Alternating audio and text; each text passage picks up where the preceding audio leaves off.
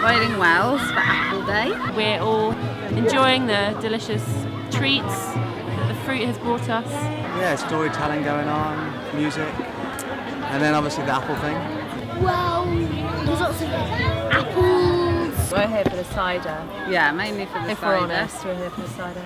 We have had a story and some toffee apples. We didn't manage to finish them. There's an orchard, a beautiful barn, an outdoor kitchen, an amphitheatre, a roundhouse. There's apple pressing where you can bring your own apples and make apple juice. You have to squeeze the apples before you put it in.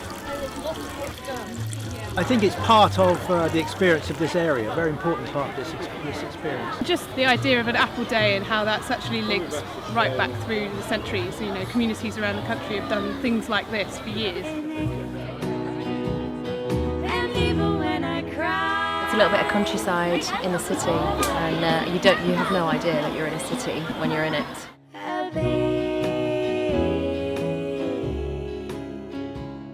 My daughter's up a tree over there, and she'd be in front of a screen if we weren't here. I work with challenged families and children, and our aim is to get them out of their current locations and into the countryside to experience something so completely different that it actually changes their lives.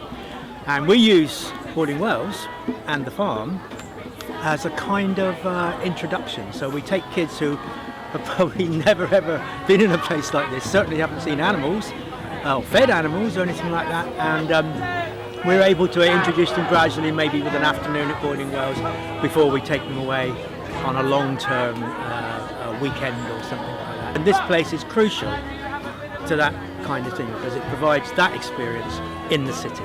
This is such a beautiful space and it's not always open, and it's just so nice to see so many people here, so many kids running around, music and everything. What's brilliant is that the farm are opening it out to their community and wider community on days like this. It brings people together, and it marks different points in the year. It gives people a reason to celebrate together and celebrate nature and celebrate their relationship with the community. And even when I cry, you always make me smile.